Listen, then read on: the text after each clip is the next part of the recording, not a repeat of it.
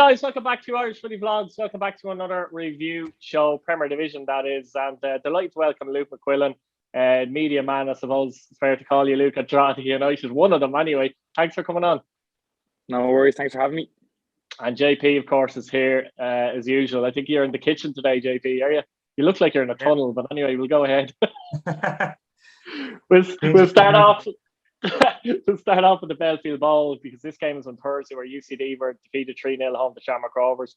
Barry Cotter after 5, Mandreva after 17, Gaffney after 42 minutes. And JP, we'll start off with you with this one. And this was, look, it was a very comfortable win for Shamrock Rovers. The early goal obviously setting them off. And I think it was the first goal. Yeah, well, Jack Burns seemed to have all the space in the world. Didn't need to pick out a pass, and he could have had a cup of coffee in the meantime and still picked out the pass, I think. So from a UCD perspective, that'd be disappointing that they didn't close them down. But after that, it was fairly routine for Rovers. 3-0 up at half time. Took it easy in the second half, really. Another 3 points. 9 wins in the last 10 as well. Yeah, it's an amazing run. Like it really is. They're probably the only team in the league that's capable of putting together a run that goes that length of time. And you think back to the game in the showgrounds where they drew 1 each, where they really dominated the game and only came away with a point that night, and it really could have been a 10 out of 10 for them. Like I don't think anybody expected any other result in this game. I think at 3-0 at half time, you're thinking it could end up like 6 or 7 for Shamrock Rovers, but I think they probably preserved energy for Monday night. Not that they probably need it, because they've got a squad that they can take people out and put people in, and they're still as strong as ever. But as you say, like you can't give players like Jack Byrne time and space to pick passes, because he'll absolutely punish you. And Danny Mandroy on the score sheet yet again. What a player he is. Barry Cotter came from Ipswich Town last summer as well. And then we all know about Rory Gaffney. So I think nobody ever expected UCD to really have a chance of getting anything in this game, I don't think. And it turned out that way. Yeah, Lucas, what's the funny thing from UCD's point of view? That's 1 win in 16, but they're only 2 points off in Harps. So it's amazing, really, when you consider it, isn't it? Yeah, it is funny when you think about it, but I think the loss of Colin Whelan now is going to be a big factor for UCD season. It's going to be a big loss. I think they were obviously probably going to lose him in the summer anyways, but now he's out for the rest of the season. So it's a tough one for UCD, really. Like, and he's a big loss, and any sort of all the goals that UCD were probably going to get this season were going to come from himself and Kerrigan. And that really has proven it so far this season before Whelan's got his injury. So, it's not going to be a help to UCD either. Yeah, I mean, JP mentioned Danny Mandreo there. Is he worth a shot in the Irish squad, do you think, or is that too much? I don't see why not. He's been in fine form this season, and to be honest with you, like when players are in good form in this league, I think they deserve to be given the opportunity to, showcase himself on the international level, like some of the young lads do underage level, the likes of Darragh Burns and Colin Whelan, mentioned many more to mention. So they deserve these opportunities to go into these setups and be given, a go, really. And I think Mandrew, maybe if he continues to form over a longer period of time for the rest of the season, maybe now might be a bit of an ask, but I don't see why not if he continues this sort of form, Yeah, finish Bohemians. No, go on ahead, JP, yeah. I think if we're serious about growing the league, etc., and trying to encourage players to stay here rather than go abroad or over the thing on, I think, and I'm not saying that they should be picked because they're who they are and stuff, but I think if players can see that there's a pathway and that they give Ireland into the international team, it might encourage them more to stay another couple of years before going across. And I agree with Luke. I think maybe the June internationals may be a bit soon for Danny, but who knows, that the autumn internationals might be a better shout if it continues it over the summer period. Yeah, definitely one to look at, in my opinion. The finished Bohemians 2, Sligo Rovers 1 at Daily Park, and 0-0 at half time. But Devoy after 61, Junior 76, and McDonald with a late goal on 86. Good win for Bohs, JP. I mean, the leapfrog Sligo now in the league up to 5th, and for all the talk about Bohs, I suppose they're only 3 points behind 4th now, and I don't hear too many mentioning Keith Long's name in terms of leaving the club at this minute in time. Do you? A few weeks ago, that might be different, but just shows, you know, yourself. But great win for Bows. First half, I didn't see any highlights of this, unfortunately. Before I haven't spoke to Bows fans, first half, Sligo played decent in the first half, but Bows were very good in the second half. I did see Devoy's goal, though, JP, and he took it very, very well. Dawson, to be fair, after promise, did well. But little question about Ed McGinty there. I don't know if you've seen the goal, but if not, I'll ask Luke about this. So Ed McGinty coming out of the goal there, when there were defenders actually going alongside Promise, forcing out a goal. I'm not really sure why McGinty comes out of the goal trying to force Promise out when just stay in your line, basically. Defenders are there to do that. Unusual for him to do that type of thing, I think, is it? Yeah, I think he was caught in no man's land, to be honest. I don't think he realised, you know, how far he was out of his goal, which is quite funny because he's been probably the best keeper in the league this season, I think. Up to that, do you know what I mean? Sort of mistake he's made. Because even that night against Shells, like, if it wasn't for him, it could have been 4-5-1, realistically, like, because he was unbelievable that night. And like many games this season, he's kept them in. And that night as well against Shamrock Rovers is another game to mention. But, you know, he was caught there last night. And Devoy, without taking any credit away from Dawson Devoy, that's a great goal, you know what I mean? Like, it's a difficult one, especially when you've got so many defenders on the line and obviously the keeper rushing out to you. It's a difficult one to place, and he placed it perfectly. And, you know, it's a good goal. And he has been, Dawson Devoy has sort of found a bit of form now, which is good for him, you know, going into a few with the under-21s and that now coming down as well, you know. Yeah, absolutely. I mean, JP, Sligo, you know, a couple of dodgy results lately as well. And they had a decent draw against Pats the other night, but another defeat here. And suddenly they're sixth in the league and they seem to be gone further adrift. I think personally, the two wingers they have with Fitzgerald and O'Sullivan, I think they've an issue there. I don't think they're consistent enough. I think they're very much on the day players, and they don't really have any players to come in that really are going to make a difference there. Sometimes bookies even change the system and not play with wingers, but they don't seem to have an outlet going forward there, do they, to be fair? Obviously, Keane up front is excellent, I think, and has been good, but they don't have the wingers, I don't think, at this minute in time. Probably something they need to improve on, maybe. Yeah, sure.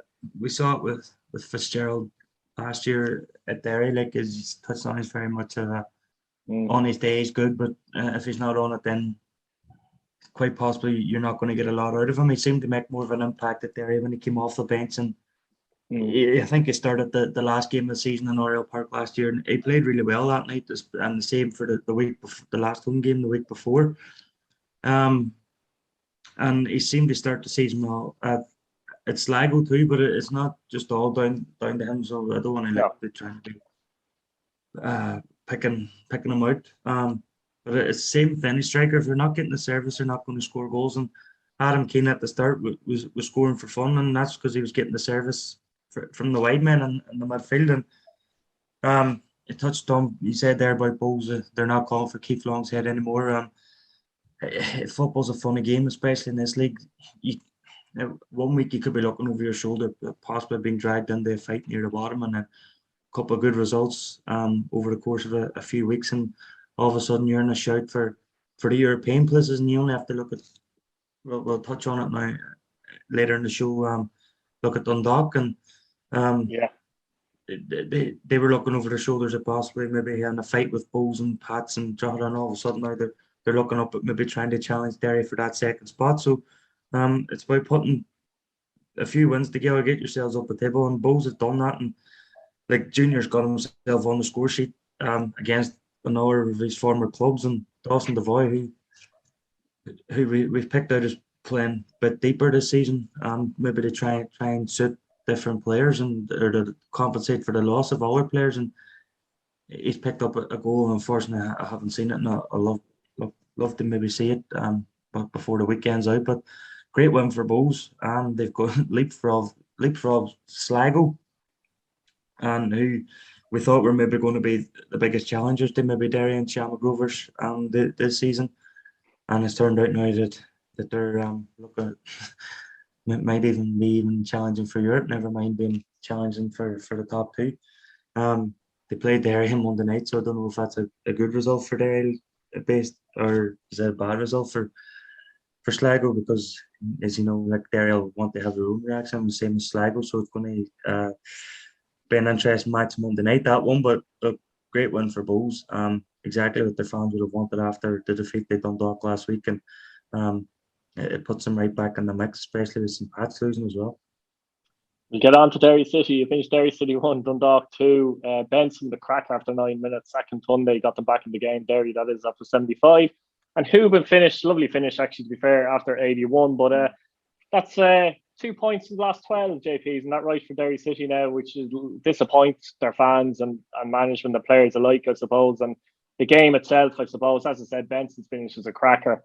Akintunde does get them back into it, but they'll be disappointed with the way they gave away the second goal for Dundalk. They lost it, probably playing too much football. Yeah, playing too much football around their own area. Lost it. Hooban then finishes it brilliantly, as you'd nearly expect Hooban to do, his 8th goal of the season. But it's a massive win for Dundalk. But we'll start with Derry first, and it's a big blow for Derry because now they're 7 points adrift from Shamrock Rovers, and Dundalk, as you say, are 4 behind with a game in hand.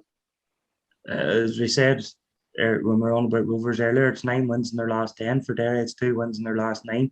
So it's contrast of performances, really, isn't it? Like, it's you see a team with consistency and keeping the foot in the gas, and then you see a team that, yeah, you can say we've had injuries as well, but the performances haven't been there. Against St. Pat's and Shamrock Rovers last week, the performances was there. We just didn't have anybody put the ball in the back of the net.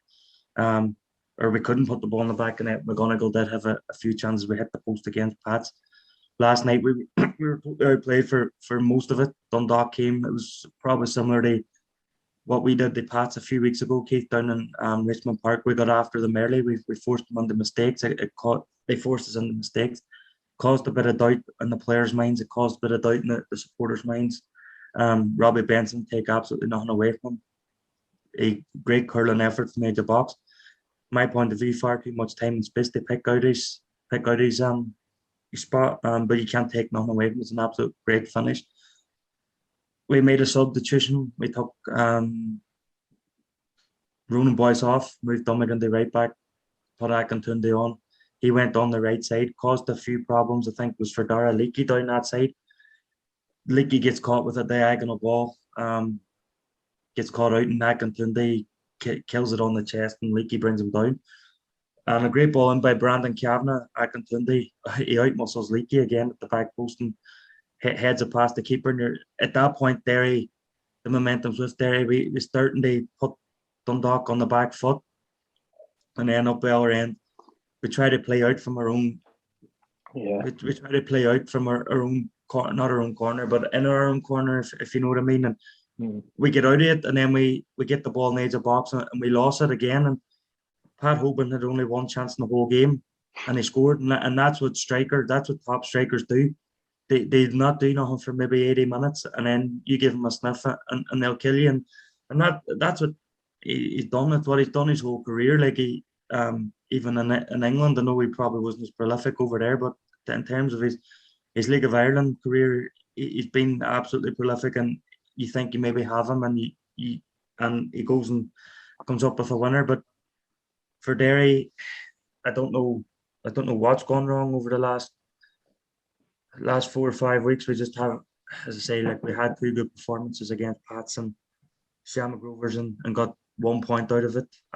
Against Bulls, we didn't play as well as we did in the 2 games after that, but we got a point out of it, and maybe disappointed to get a point out of it. But they say last night, if we got a point out of it, you probably would have said, yeah, we've done enough to get a point.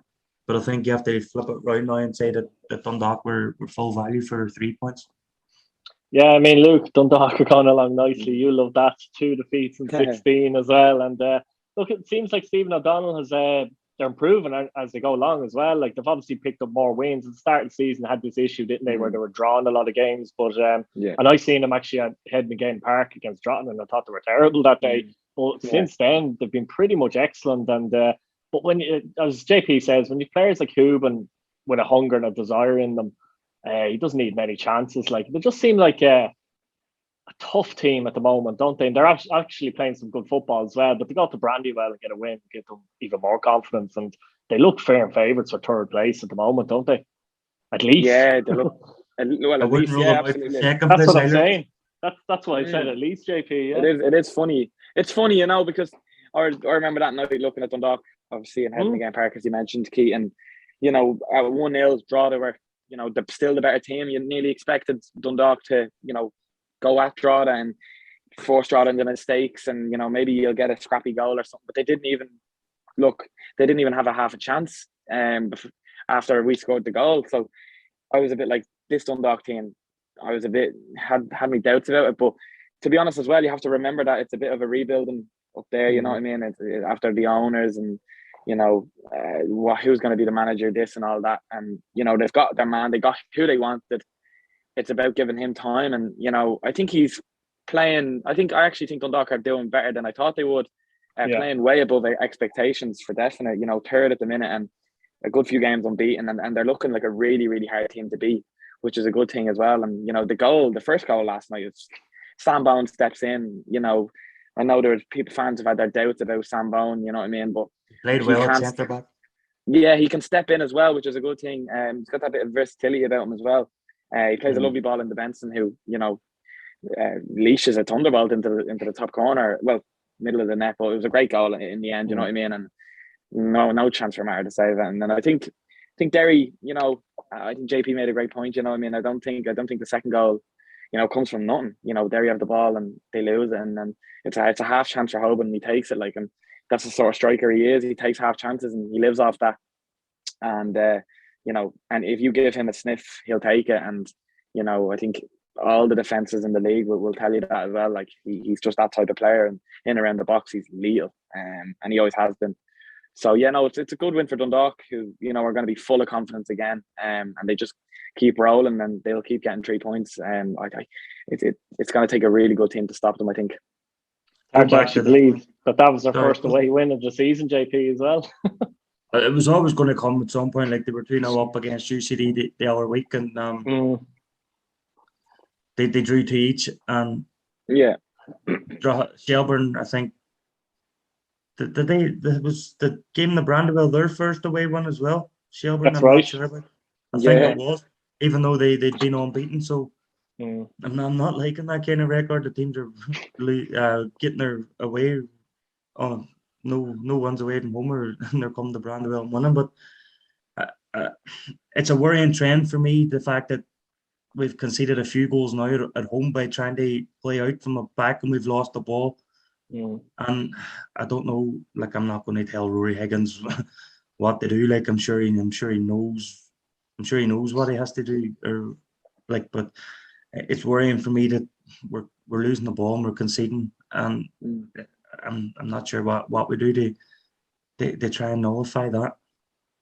Absolutely. I finished Drogheda United 3, Finn Harps 1 ahead of the game park, and you were at the game, Luke, but this was a mental game. I mean, Turrish gives Finn Harps the lead after 47 minutes. 0-0 at half time, bear in mind. Rohan gets sent off, and I think only a couple of minutes later, Weir puts Drogheda level. And Foley and Nugent in the final minute, and I think Heary got sent off for a high tackle. But you've seen the game unfold, so it's supposed to take us through it. Well, I think the first half is genuinely one of the worst 45 minutes of football I've seen this season. From in the league, just in general, it was terrible. Neither team really created any chances. Finn Harps I think Finn Harps had 3 free kicks on the edge of the box, right? And they hit the wall 3 times. Like, I just didn't understand it. I don't know if that's what does that come down to? Is that good by the wall, or is it just terrible free kicks? Because they didn't get one over the wall, which was meant. And to be honest, I think the referee wasn't great in the game at all. I think Tommy had a really poor game. But look, you know, I think I'll go into more about that. But I think Finn Harps then take the lead just after half time, which I don't think was merited. I actually think that they did play better football, but they didn't really create many chances in the game. And then that was one that sort of came against the run of play a bit. And then obviously we get the sending off, which it was harsh, definitely. Even talking second yellow, wasn't it? Second yellow, yeah. Like the man, I don't know. It's a funny one. I'm only saying it from over the far side. So from where I was sitting, it looked like he got the ball clear as day. And going by the protests of the Drogheda players, it looked like he got the ball as well. And the sort of Finn Harps players went really, like, there was a few of them that were calling for it, but not many of them. I think they just were looking for the free, and don't think there was many looking for him to be sent off, and the referee straight away, second yellow. Like I was like, I actually thought then, here we go. I was like, they looked actually dangerous after they scored the goal as well. So, and they but got Drogheda at this point are 1-0 down and down to 10 men. You're thinking big problem. Again, I was thinking we might get another chance to get a point even, but then literally about a few minutes later from the, I think that might be from the resultant free kick that Finn Harps knocked the ball again across the box, pretty similar to the goal, and Sam Long makes this unbelievable save, and then I think Drogheda go down the other end and score straight away from Evan Weir. James Clark, who was excellent all evening, man of the match, Scott by Slevin very easily, plays the ball lovely across the box, and Weir's there to slot it home, and it's 1-1. And then Finn Harps make it. It was a strange one. They brought on a few like Timlin, Yo-Yo Maddy, all these players that came on. They nearly went to 4 strikers, nearly like 4 attackers across the line, and it was funny. And I think that played into Drogheda's hands, and I think Drogheda actually stepped up another gear when they got the red card. And then bringing Foley on 2 months, he's been absent with injury. He's had a really tough run of it since he signed for the club, and he had that brilliant game against Dundalk that night. I thought he was man of the match for that game, and then he got injured a few days later in training. So that was obviously very disappointing, and from not to feature since then, and from the come on and to have the impact he did, and he actually nearly scored from straight away when he came on. He had one that just went wide. I think it was good defending by the Finn Harps, by Torres, I think it was, and then in the second, and then obviously the second goal comes from Finn Harps actually looking for a penalty. I don't know, I have to see the replay again, but I don't think it was a penalty. Weir wins anyways. Weir has the ball and he plays a lovely ball down to Brennan, who plays a perfect ball across the box to Foley, and Foley sticks the leg out and he goes in, and the celebration as well, which was in front of Ollie Horgan, which I'm sure Ollie wouldn't have been too pleased about. But again, what a result. And then obviously then Foley again. It's actually Deegan was fantastic last night, and he broke. It was a 3v1. Deegan, Foley, and Nugent. And Foley, I actually thought could have went into the corner, or even had a go at himself. He just played this perfect ball into Nugent, who McGinley came out and he just dinked it by him. 3-1 win. Big 3 points for Drogheda. Go 6 points clear from Harps now. So we needed that, especially after the 4 games in a row with losing. So to end that sort of run and get a win in the way we did was good. And then Bastian Harry getting sent off was just madness. It was it was a horrendous tackle. Brennan passes the ball away and he comes in like Eric Cantona and just kicks him. It was madness. I've never seen anything like it. I actually was like, does he catch him high? Does he? Where does he catch him? No, he does. He catches him around the ribs, I think it might have been, but it was a horrendous tackle. Where was the ball? He passed the ball away. It was. See, they thought Brennan failed in the process before that, so Brennan has the ball then, and he passes it off, and Bastian Harry just comes in with this reckless challenge. Absolutely no need for it at all, and it just sort of ruins the game then for Finn Harps. I think the game was finished then, but Ollie Horgan wouldn't have been happy with that, you know what I mean? Because I actually thought Bastian Harry had a good game, but then just that sort of moment, the madness from him sort of shows what he's been like the last sort of few seasons, and I just don't think he's playing to what he can, and that's a really poor moment from him. But big 3 points for Drogheda, so I'm happy. JP, and on the flip side, it's a massive blow for Finn Harps. Not just to lose the game, but it's the way they lost the game. You can imagine going 1-0 up away from home and the opposition going down to 10 men, and you find yourself. It was a 3-1, as in was Harry sent off after the third goal, Luke? No, I don't think. I think it might have been 2-1. He was sent off. Anyway, same thing applies. You know what I mean? Same point applies, JP. And from Finn Harps' point of view, psychologically, it's a massive blow in the way they lost the game. 6 points behind Drogheda and 11 points behind the team in 7th, Shelbourne. And only 2 points out of UCD. It's starting to get a bit worrying from a Finn Harps perspective now, isn't it? I don't know. It just seems messy, let's say, for want of a better word. I think that would be the most disappointing thing from a Finn Harps perspective for your supporter or part of the playing staff or management team, is that you were 1-0 up and the opposition went down to 10 men, and you've 11 men and you find yourself 2-1 down. Look, he was against a direct rival as well.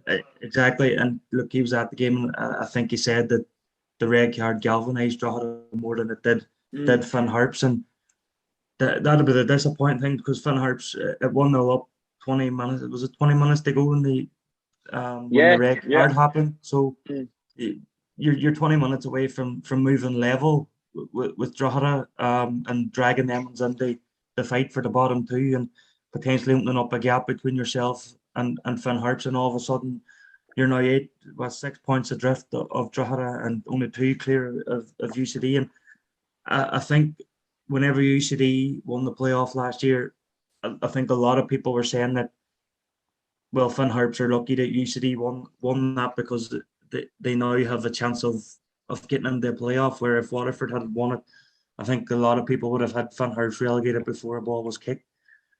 It's turning out to be the point. The point's actually turned out to be true, that everybody's predicting that Finn Harps would probably finish second bottom, but they're by no means safe from that exact. But I think the injury to Colin Whelan, we know that he was probably going to leave in the summer anyway, UCD. I think the injury to him, they can't replace him for another couple of months. No. So it's possible that he could have been a difference of a few more points before he had departed, where now they're not going to have that luxury. But for Finn Harps, it doesn't get any easier. I think as it's Shamrock Rovers on Monday they play, and no, Shamrock Rovers play Drogheda, I'm pretty sure, don't they? Yeah. Is it? Sorry. Is it Dundalk, or I don't know who Finn Harps play, but they actually play Shells. Shells, is it? Thanks. That's UCD. That's UCD, isn't it? It's actually Dundalk. It's Finn Harps from Dundalk. I got it wrong. I was thinking of UCD. I think. So it doesn't get any easier for Finn Harps. Like, if you take out the 2 wins they've had all season, I think it's like both of them been against Shelbourne, and they've dropped 4 points against UCD. So there's inconsistency already. And also, JP, before I forget, they lost Barry McNamee last night as well. So there's questions how long is he going to be out for? It was one of them ones. One of the Finn Harps players, like, he went for 2 of them went for the ball, and one of the Finn Harps players actually kicked the ball as if like he was clearing it. It ended up hitting McNamee right beside him in the face, which actually resulted in him going down injured. And they brought the stretcher out and all, and it wasn't looking good. And in fairness, he got up and he was walking, but he looked very light on his feet when he was walking back to the dressing room. Like, was he concussed? Do you think concussion? I possibly it could have been. If it's concussion, they'll be without him on Monday. Absolutely. If it's concussion, but it didn't look good. Anyways, he was very light on his feet walking out, so possibly. And there's a big loss already. And when you're coming up against an informed Dundalk team, you want all your best players available that you have available on the pitch. And Barry McNamee, he's one of them. They've lost Dave Webster for the season, and I think they've lost a few other players to injury already this season. So it's about Conley's out as well. Yeah, it's about Conley actually played last night. Like, came back last night, did he? Yeah. And the other side of that is you have to think, are they rushing players back just for the sake of it? Like, you know what I mean? Just to try and give them a squad, and they'll be wanting to get the lie and still be in the position that they're in now. Maybe within 6 points of Drogheda or whatever, and a couple of clear UCD, and maybe get a few more players in to strengthen them. And look, as the weeks go on,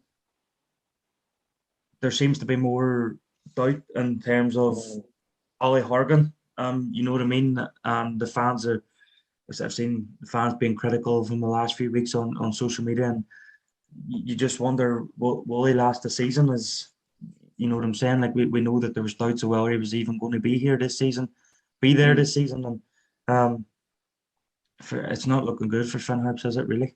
Just for Drogheda, like, having Foley coming back in was key last night. You know, it was just a relief seeing him coming on. You know what I mean? I know he's been through a lot the last 2 months with injuries and that, so it's good to see him come back. And we've actually got Darragh Markey away, close now. He must be, I think he's like 2 weeks away now or something. So that'll be a big plus as well, because I actually think he was one of the best players in the league last season. And to keep a hold, we haven't really seen him so far this season. So it'll be great getting him back in there as well. So finished St Patrick's Athletic 1, Shelbourne 2 at Richmond Park. Moylan after 23 minutes, Redmond right in half time, and Lunny after 53. And obviously I was at this game and vlogged the game, so keep an eye on that, guys. But Shelbourne, I thought, were excellent this match, lads. They were full value for the win. They did, JP, Derry went to Richmond Park a couple of weeks ago and obviously put 4 past Pats. Shelbourne played a similar style of football. They were biting, they were they didn't give Pats time on the ball to settle, particularly the defenders. So they were pressing hard, something that Shelbourne don't normally do. But they were also physical and aggressive in their play. Pats were probably a bit passive. It looked like Shelbourne probably put more work, if I'm honest. The work rate as a cohesive unit was better than the Pats work rate. But the first goal from Moylan, I thought he took it very well. You'd have to question Redmond and Gravossi there from a Pats point of view, because they kind of get sucked in. I'm not really too sure what they were doing. Could Anang have done better? Possibly, but I think Moylan does brilliantly. Brilliant turn, finish to the net. Excellent signing, by the way, for Shelbourne. Huge loss for bowls, in my opinion. First half, Shelbourne by far the better side, but Pats somehow found themselves level right in the break. It was actually a good move, to be fair. Good 1-2 touch football. Billy King gets across, lovely ball across. Redmond finishes. You're thinking 1-1 at half time. You're probably thinking Pat's very lucky to be going in 1-1 at half time. Will that give them a kick in the second half? No. Shelbourne came out and done the exact same thing in the second half, and Pats were pretty much similar in the second half as well. Lunny scores after 53, deflected into the net, a little bit unlucky. But look, Pats, they did have opportunities in the game as well. Owen Doyle had one or two, probably felt he should have scored. Sean Boyd caused serious issue to Pat's centre halves all night. He was brilliant, like physically held up the ball, absolutely brilliant. Connor Kane on the left, I have to say, absolutely brilliant. You know all about him, Luke. So do I suppose. But he was absolutely fantastic, and he caused poor Sam Curtis, who's been very good for Pats, to be fair. He's only 16. He did cause him a lot of issue, and he did the same to Scott when he came on at half time as well. Pats at home seem to have an issue. It's hard to know what that issue is exactly. But a few things from a Pats point of view, I think, as well, is that, you know, seeing a lot of people complain that Pats finished the game forward heavy. But Ben McCormick went off with an injury at 60 minutes. Forrester had a head injury in 78. Pat simply didn't really have a central midfielder on the bench. So I'm not really too sure what a manager can do in that particular situation. I know Keane Corbley was on the bench, but Keane Corbley hasn't played too much and he's quite small. This was a physical game against a very physical Shelbourne team. I mean that in a good way from a Shelbourne point of view. There wasn't an awful lot of options for Clancy to basically improve things in the midfield area. They're limited with Lennon out, etc. And don't have too many options. Adam Murphy's the other midfielder that's injured as well. But yeah, Shelbourne, look, I think it's a fantastic win for Shelbourne, though, because you'd nearly say now that that's Shelbourne fine in terms of any thoughts or potential worries about relegation from a Shelbourne side of things. I think they're fine now. And actually now, they're only 4 points from Pats with a game in hand. JP, what did you think of this one? It was a surprising result. To see some Pats lose 2-1 to Shelbourne, but a great result for Shelbourne. Like, that's now they've gone to Brandywell and Richmond Park, and they've won. They've come away with a win, and from what you've said, that they've near enough replicated what Derry did at Richmond Park a few weeks ago. When you're thinking now that if they were able to go to Richmond Park and do that, and just let, as just maybe shows the potential that the Shelbourne team, that you can let the reins off them a wee bit. Obviously, you choose what fixtures to do that, but and then you think that they've been the Brandywell one, they've been the Richmond one, then they've lost twice. They've been Harps, like, but maybe now that's the league, isn't it? That's pretty much it is. The league. It's a league like you can lose to anyone really, and I think, as you say, like there's absolutely no worries now of Shelbourne being relegated or even getting dragged into that relegation. Can they drag themselves up though, JP? Do you think? I think they can. I was just about to say that. 3 wins on the bounce, I was just about to say that. Like they've moved level with Sligo. They're a point behind Bows, 4 behind Pats, and like there's no reason why they can't. Absolutely, like it seemed they now have found their consistency that they've maybe been searching for over the course of the season. From before a ball was kicked, we didn't expect them to be even in the bottom 2. We always thought they'd be in the group just above that, but they've definitely dragged themselves in the group even higher up the table. And look, there's no reason why they can't, like, because Sligo are in free fall at the minute. That's, can they keep on the coattails of Bows and maybe just stay within a few points of some Pats, and who knows, come July, August, as the season enters into the second half of the season and you're in the final straight, that anything can happen. And look, great result for Shelbourne, like it really is. And as you say, they're now looking up rather than down.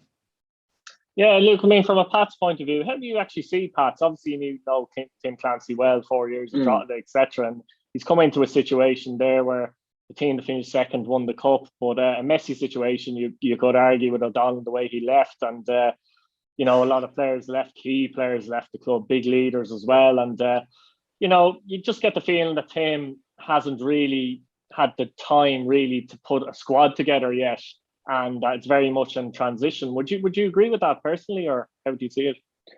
Yeah, no, I would, because I don't know if this is the bias side of me talking, you know, because of how obviously with Tim, with the club, with Drogheda for 4 years and where he took us and that. But like it's not gonna be a quick fix, I think, as well. Especially like obviously you look at who the players that Pat's lost and the big players, the likes of, I think Benson was a big loss, I think, as well. And I also think that Lee Desmond was the most important loss.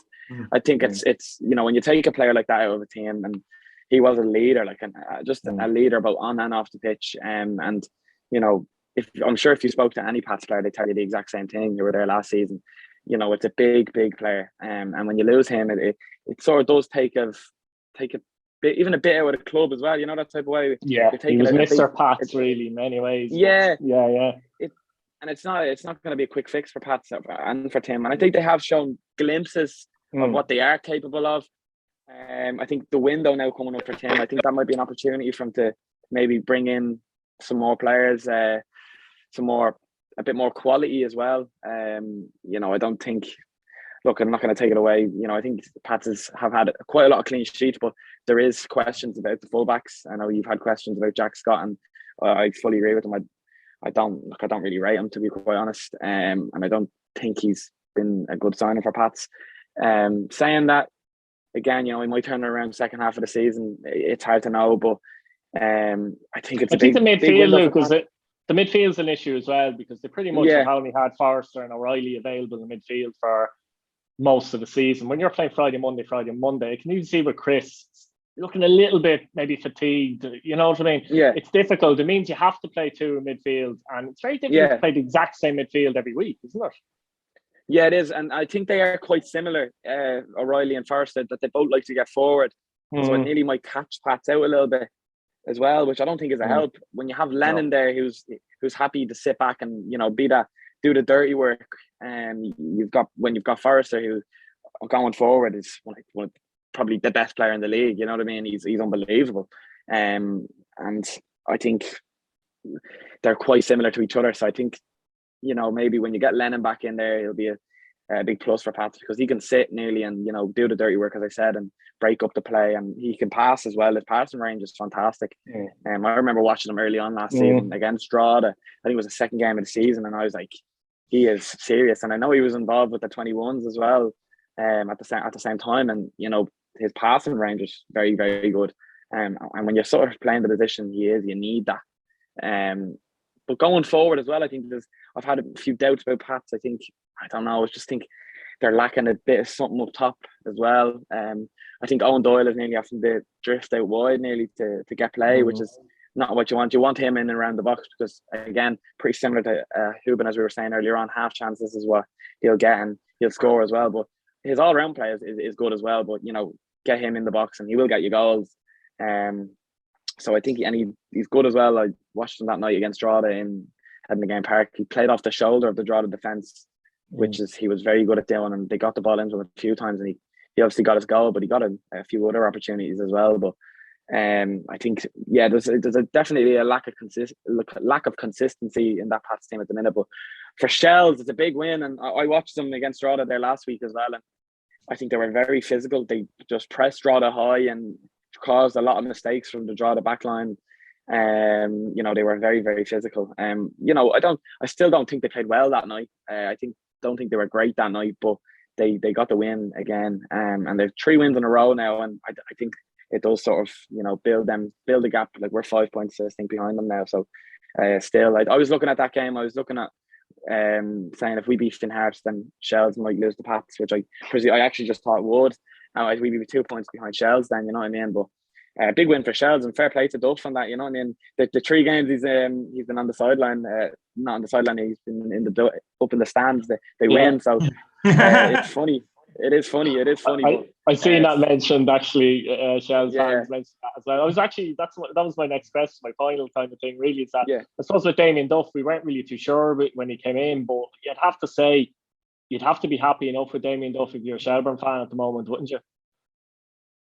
Yeah, you would really, because he is like obviously the whole thing of him being suspended isn't affecting anything really, because obviously during the week he's doing preparation your team. Yeah, exactly. During the week he would have sat down and watched Pats he would have rewatched that Pats and Derry match, and he would have seen, he was like, there's a way we can exploit Pats, and he'd done exactly that, and he had a game plan going into the game that he would have, I'm sure, bedded into the players all week, and he done it, and it's a big win for them, and fair play to Duff.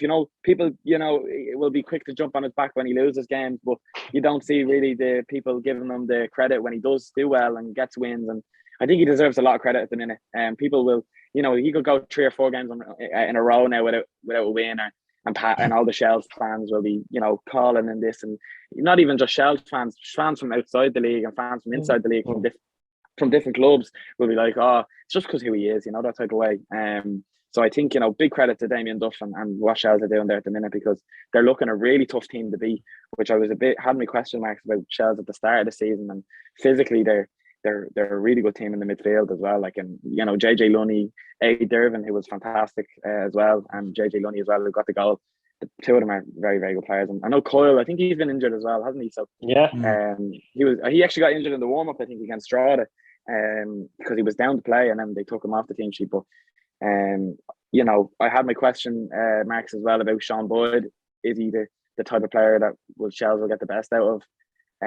But in fairness to him, he's been brilliant. Like, a few goals now as well in the last few games as well. So he's looking a real threat as well.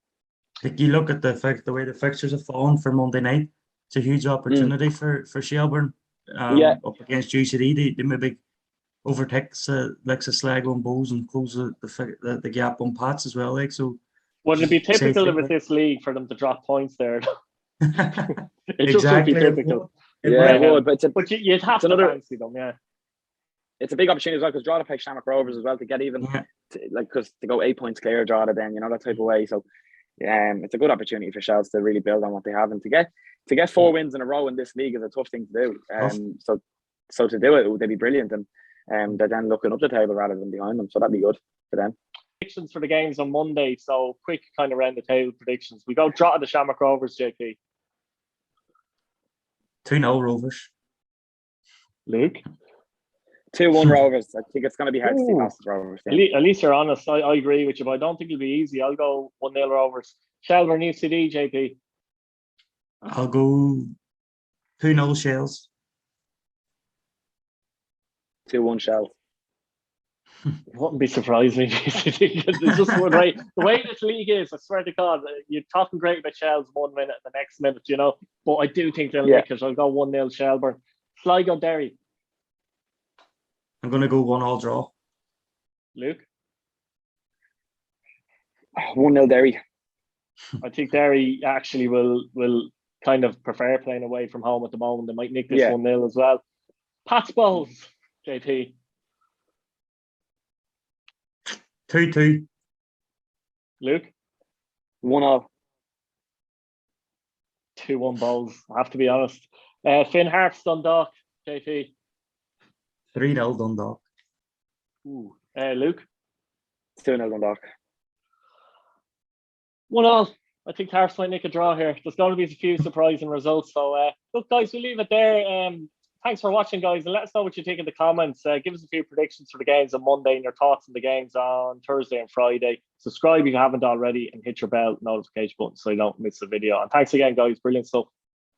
Cheers, Keith.